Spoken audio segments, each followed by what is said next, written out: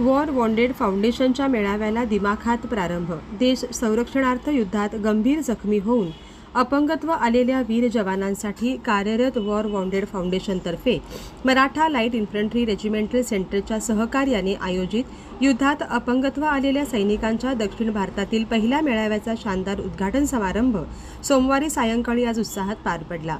Maratha light इन्फंट्रीच्या फक्त संचलन क्रीडांगण येथे दीप प्रज्वलनाने वॉर वॉन्डेड फाउंडेशनचे अध्यक्ष निवृत्त लेफ्टनंट जनरल असिल मिस्त्री यांच्या अध्यक्षतेखाली झालेल्या या समारंभास प्रमुख पाहुणे म्हणून निवृत्त मेजर जनरल सी.डी. सावंत, दक्षिणेचे प्रादेशिक संचालक निवृत्त ब्रिगेडियर संदीप कुमार व MLIRCचे कमांडर ब्रिगेडियर जॉयदीप मुखर्जी उपस्थित होते. यानंतर कार्यक्रमाच्या ठिकाणी पाईप बँडचे डिजिटल लाईटच्या सजावटीने उपस्थित असलेल्या जवानांना प्रात्यक्षिके करून दाखवण्यात आली. तसेच जवानांनी मलखांबचेही विविध आकारामध्ये प्रात्यक्षिके करण्यात आली. प्रारंभी उपस्थितांचे स्वागत करण्यात आल्यानंतर वास्तविकात मेळगावात आयोजित केलेल्या या मेळाव्याचा मुख्य उद्देश युद्धात अपंगत्व आलेल्या सर्व सैनिकांपर्यंत पोहोचवणे, त्यांच्या गतिशीलतेचा विकास, कौशल्य विकास साधने हा असल्याचे सांगण्यात आले. वॉर वॉन्डेड फाउंडेशनचे अध्यक्ष निवृत्त लेफ्टनंट जनरल असिल मिस्त्री आपल्या भाषणात म्हणाले, जो वॉर वॉन्डेड फाउंडेशन है ये 2002 से युद्ध में जो घायल हुए सैनिक है उनका वेलफेयर के लिए काम कर रहा है। ये रैली जो बेलगांव में आयोजन किया गया है, ये 17 और 18 फरवरी को है। इस रैली में करीब 120 ऐसे सैनिक हैं जो युद्ध में घायल हुए हैं और वो उनके परिवार के सदस्यों के साथ इस रैली में शामिल होने आए हैं। हम लोग जो है वो अलग अलग तरीके से जो वुंडेड सोल्जर है उनकी मदद करते हैं। सबसे पहले तो हम कोशिश करते हैं उनके लिए कोई एक ऑल्टरनेट जॉब या एम्प्लॉयमेंट या सेल्फ एम्प्लॉयमेंट, कोई खुद का धंधा वो कर सके ताकि वो सोशली यूजफुल रहे। पैसा तो मिलेगा उनको, लेकिन पैसे से ज़्यादा जरूरी है कि वो अपने आप को यूजफुल सदस्य बने परिवार का। First thing I want to tell the general public and society कि ये हम सबका कर्तव्य है।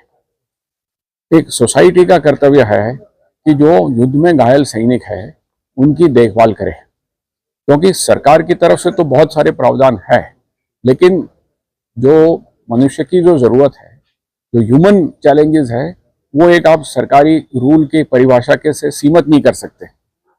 And society for its own conscious needs to look after the soldiers, क्योंकि when these soldiers were at their strongest, they have looked after the nation and the society. Now when they are at their weakest, it is the society that needs to look after the soldiers. जी, पहली बात ये कहना गलत होगा कि हम सरकार से ज़्यादा काम कर रहे हैं। सरकार में ऑलरेडी बहुत सारे प्रोविजंस है घायल सैनिकों की मदद के लिए और सरकार अपना काम करती है, लेकिन हम सबको भी अपना काम करना चाहिए, क्योंकि ये देश के सिपाही। तो समाज को अपने आप अपनी इमेज अपने खुद की निगाहों में बढ़ाने के लिए इन सोल्जर्स की देखभाल करना जरूरी है। So we work to supplement the efforts of the government. We are not in competition with the government. जो आपने कहा कि कई बार क्या होता है कि जो गवर्नमेंट के रूल्स है उसका हर जगह पे नॉलेज नहीं होता है, तो कई बार किसी जवान को उसका फायदा पूरी तरह से ना है। दूसरा होता है कि काफी सारे प्रोविजंस ऐसे हैं जिनकी जरूरत है वो उनके रिटायर होने के 10 साल 15 साल के बाद होगी। वो तब तक इतना दूर हो चुका है फौज से कि तब तक वो भी भूल जाता है कि उसके लिए क्या लागू है ना। जैसे अभी स्कूल में या कॉलेज में, मेडिकल कॉलेज वगैरह में एडमिशन के लिए रिजर्व सीट्स है। जब वो सैनिक घायल होके घर आया है, वो 20-25 साल का 27 साल का है, तब शायद उसका बच्चा 2 साल का होगा।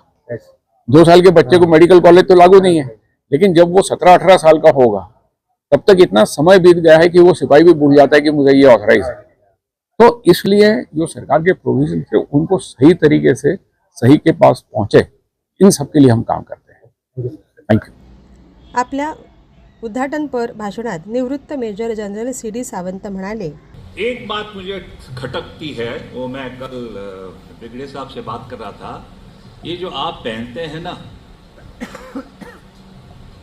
डिसेबल्ड वॉरियर, आप डिसेबल्ड नहीं हैं, आप स्पेशली एबल्ड हो।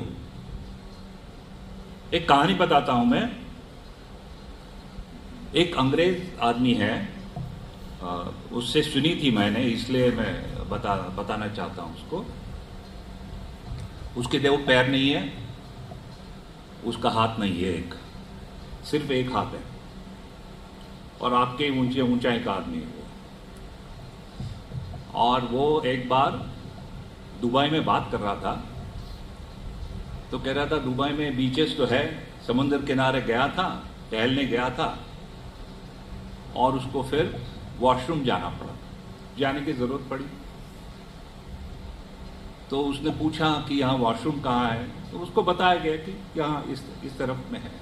वो गया, वो 3 वॉशरूम्स थे। एक में लिखा था मर्द लोगों के लिए,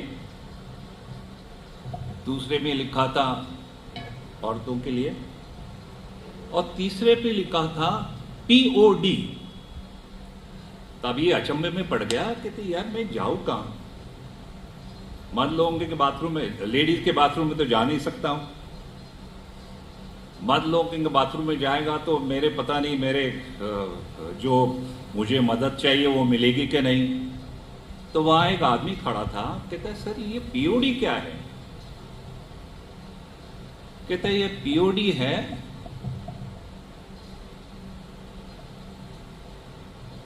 आप लोगों के, आपके जैसे लोग हैं उनके लिए है POD। तो उसने पूछा ये POD का मतलब क्या है? तो कहते हैं इसका मतलब यही है, ये शॉर्ट फॉर्म है, इसको हम बोलते हैं पर्सन ऑफ डिटर्मिनेशन। हिंदी में ये बाथरूम ऐसे लोगों के लिए है जो दृढ़ निश्चयी है, क्योंकि इतनी इंजरी सहने के बाद में, फौज के बाहर आने के बाद में,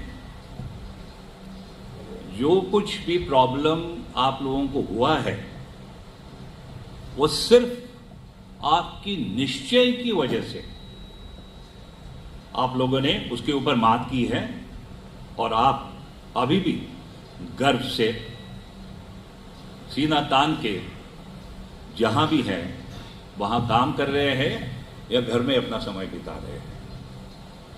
तो मैं मिस्त्री साहब से एक विनती करता हूं, ये डिसेबल्ड वॉरियर की जगह में अगर हिंदी में आप लिखेंगे कि दृढ़ निश्चयी सैनिक,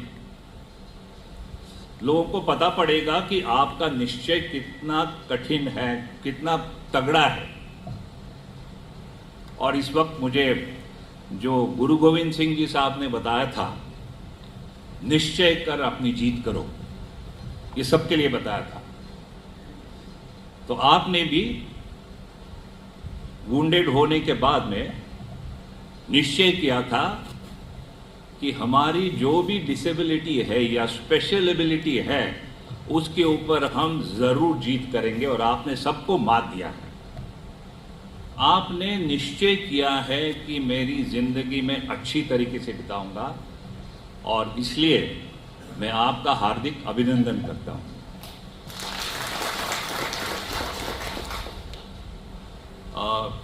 मेरे एक दिमाग में बात आई है, इसलिए मैं कहना चाहता हूं, जरूरी नहीं कि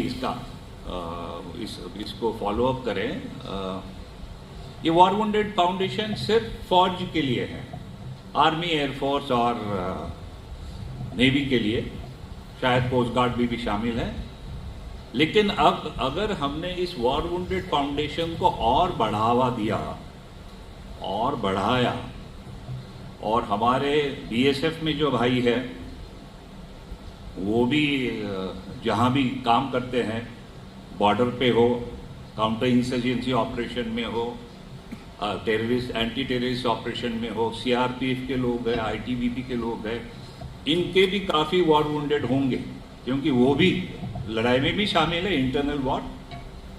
अगर इनको भी हमने मिलाया तो ये ज़्यादा बड़ा होगा, और मेरे ख्याल से जो चंदा आता है उसमें भी बढ़ोतरी हो जाएगी। ये मेरा विचार है, मेरा पर्सनल विचार है। खैर, मैं अभी ज़्यादा वक्त नहीं लूँगा आपको, आपका भगवान से यही प्रार्थना करता हूँ कि जिस निश्चय से आप अपना काम कर रहे हैं उसी निश्चय से लगे रहो। धन्यवाद। जय हिंद।